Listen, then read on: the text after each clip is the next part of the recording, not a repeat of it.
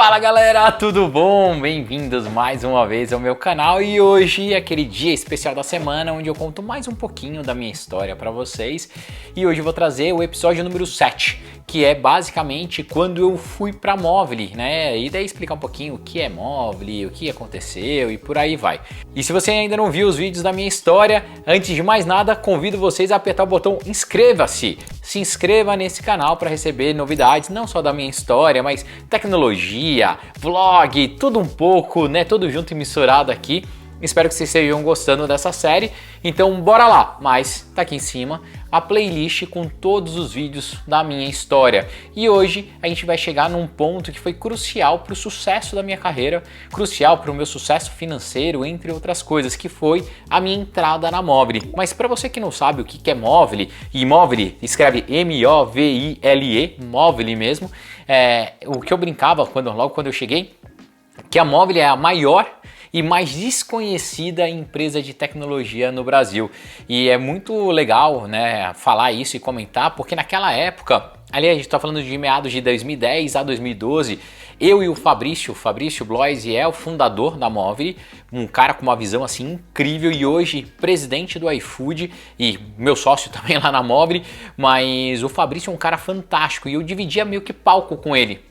Basicamente nesses encontros, fórum, palestras, eventos de mobilidade, eu era o maluquinho, o menininho dos aplicativos e o Fabrício já era uma figura muito importante nesse mercado, mas ele era muito importante na parte de operadoras. Ele atendia, junto à Movile, a Movile atendia Oi, Vivo, Claro, TIM, entre outras operadoras, fazendo basicamente serviços de mensageria ou tudo que estivesse debaixo daquele pilar. Então o que eles faziam? Eles vendiam a parte de mensageria, que eram alertas àquelas transações bancárias, alerta de cobrança de cartão de crédito, entre outras coisas. Também tinha um pilar muito forte de conteúdo, então eles vendiam subscription, uma assinatura através de SMS para conteúdo, e esses conteúdos podiam ser novela, revista, fofoca, ringtone, wallpaper, a gente está falando dessa época ainda.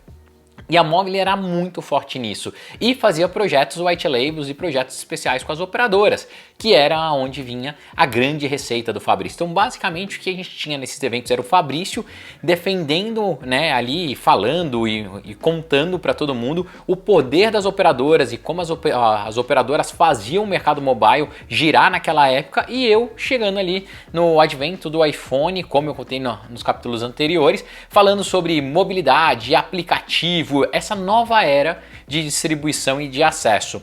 O fato é que tanto eu quanto o Fabrício, desde aquela época a gente já sabia que aquele mercado que a gente falava não iria existir mais cedo ou mais tarde. E o Fabrício tinha uma visão muito boa disso. Então mesmo ali no meados de 2010, 11, 12, que ele falava ainda da força das operadoras, ele já tinha uma visão e um plano da Movile muito bem estruturado, migrando completamente para esse mundo de aplicativos. E daí juntou a fome com a vontade de comer. Por quê?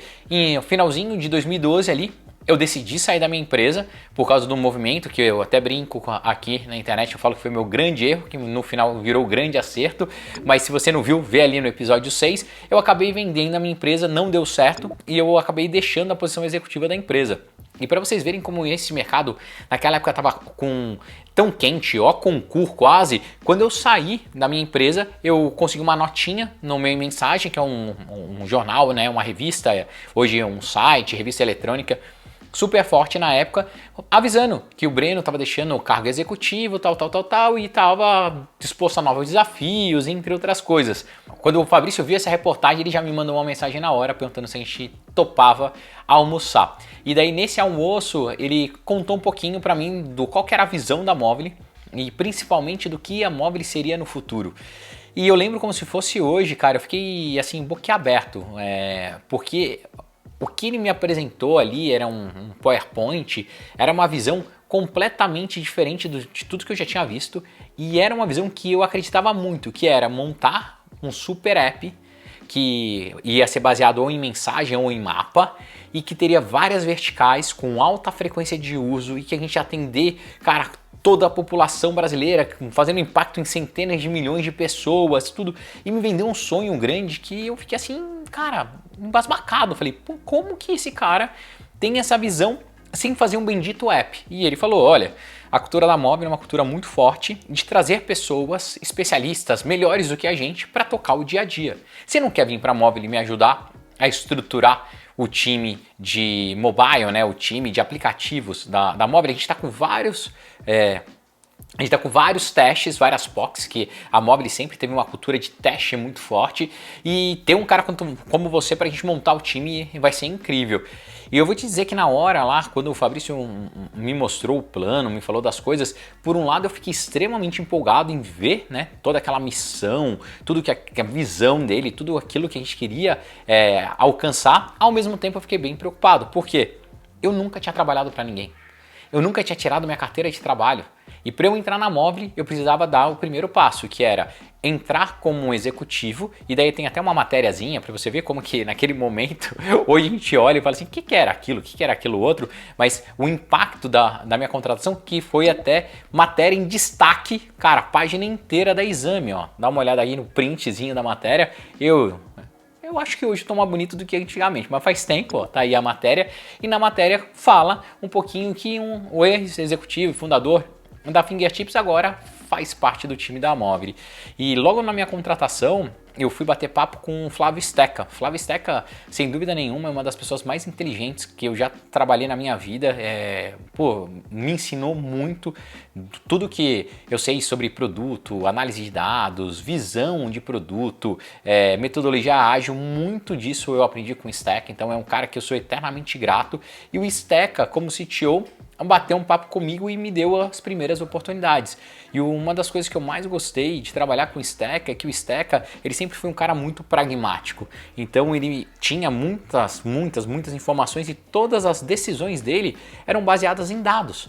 Ao mesmo tempo, ele me escutava muito com o meu bom senso, com o meu olhar crítico e principalmente com o meu feeling, que ele sempre falava. Ele falava, pô, Breno, você tem um feeling apurado. Óbvio que a gente ia lá e provava com dados depois, mas eu fiquei muito à vontade ali trabalhando com Steca.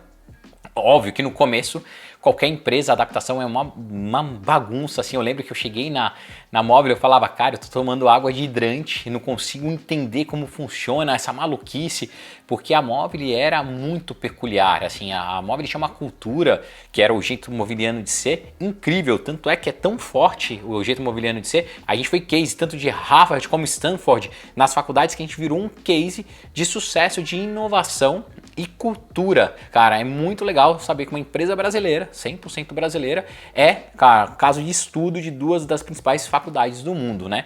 E quando eu entrei na Mobile, o jeito mobiliano me deixou apaixonado, porque basicamente o Gente Firme, ele privilegiava pessoas que eram extremamente empreendedoras, autônomas, que estavam dispostos a errar, que errava rápido, aprendia rápido e fazia esse ciclo um ciclo sem fim. Então era basicamente um pilar de gente muito forte, inovação muito forte e, cara, caiu como uma luva. E eu lembro que logo depois dos meus 60 dias, dos primeiros 60 dias, o Steca me chamou de canto e falou, Breno, ó, eu preciso da sua expertise para a gente montar times e eu preciso que você me ajude a fazer com que naquela época era o Canal Desenho e estava se transformando em Play Kids, se transforme no maior aplicativo Kids do mundo.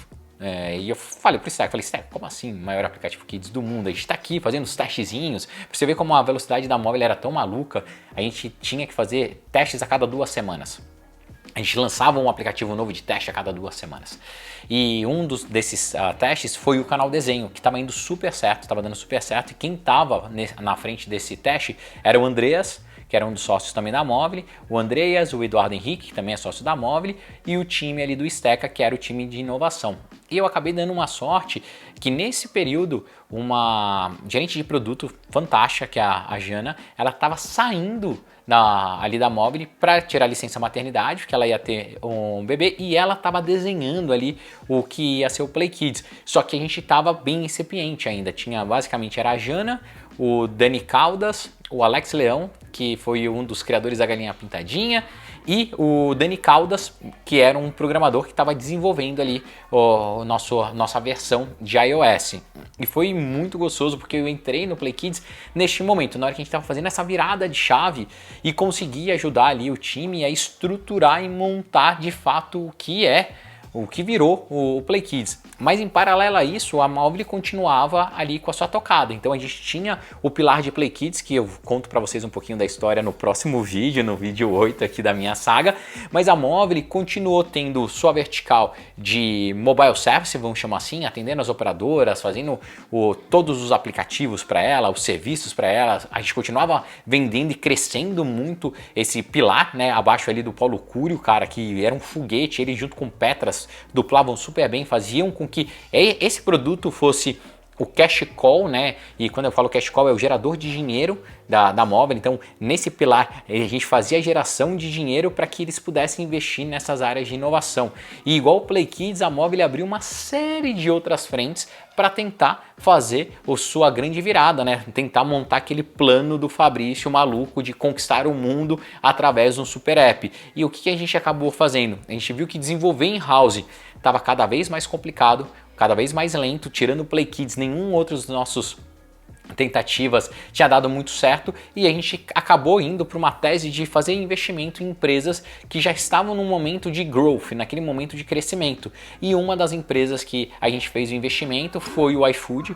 Lá em 2012 o Steca e o Fabrício já monitoravam o iFood e a gente fez o investimento neles logo na virada ali do ano, em 2013, pouco depois que eu cheguei. Outras empresas que a Mobile também fez investimento foi a Simpla, uma empresa de ingressos que é super conhecida de vocês aí, é gigantesca, e entre outras também como o Zup, a própria Wave e por aí foi. A portfólio da Mobile foi crescendo e foi essa forma que a gente viu que era mais fácil crescer e expandir, fazendo investimento em empresas e colocando o nosso modelo de gestão, né, colocando ali dentro a nossa cultura, que era o Gente Firme, mostrando para as pessoas e para essas empresas que você precisa ter uma empresa ambidestra, que precisa ter coisas que gerem receita, ao mesmo tempo precisa pegar esse dinheiro e investir em inovação. E depois disso a Mobile não parou de crescer. A gente continuou crescendo e se transformou no que é hoje em dia o maior grupo de tecnologia do Brasil, um dos maiores grupos de tecnologia do Brasil, tendo o iFood como seu carro-chefe, mas também tendo outros aplicativos e serviços de muita relevância no mercado nacional e internacional. Entre eles a Simpla, né? Hoje a Simpla continua sendo uma das maiores empresas de ticket do Brasil. A gente tem o Play Kids, que eu vou contar a história no próximo episódio para vocês, que foi por muito tempo o maior aplicativo Kids do mundo, tá? Não só do Brasil, mas do mundo. A gente apareceu em keynotes da Apple, entre outras coisas, mas isso fica para o próximo vídeo. Tem a Leiturinha também, que fica ali debaixo de Play Kids. A Afterverse, que foi a última empresa que eu fundei aqui dentro da Mobile, que foi a nossa empresa de games, que a gente chegou a ter 50 milhões de usuários ativos mensalmente, lançando sucesso pro PKXD, também vai ter um vídeo exclusivo para ela. E, cara, inventamos muita coisa. E o principal da Mobile, para mim, é a cabeça que o Fabrício, e ele conseguiu colocar isso através da sua cultura de inovação, de ímpeto, de aceitar de fato os grandes desafios. Eu lembro que a minha primeira meta era chegar em 1 milhão de usuários, quando nenhum aplicativo no Brasil tinha 1 milhão de usuários ainda. A gente sempre gostou de pensar grande e, mais que isso, sempre pensar de forma global, sempre tentar ou alcançar, né, nossos objetivos de forma global. O importante da Mobile não era estar só no Brasil, mas impactar a vida de centenas de milhões de pessoas ao redor do mundo. E a gente conseguiu fazer isso com o Play Kids. Então tá aí um pouquinho de como eu fui parar na Mobile, o que é a Mobile, e no próximo vídeo eu conto mais detalhes sobre Play Kids. Eu espero que vocês estejam gostando dessas histórias. Não esqueça de deixar o seu comentário aqui pedindo para eu deixar mais detalhes, o que vocês querem, o que vocês não querem, compartilhar e acompanhar aí as histórias. E se inscrever nesse canal, porque não custa nada e você acaba me ajudando, beleza? É isso e até a próxima. Semana que vem tem mais histórias da minha vida. Fui!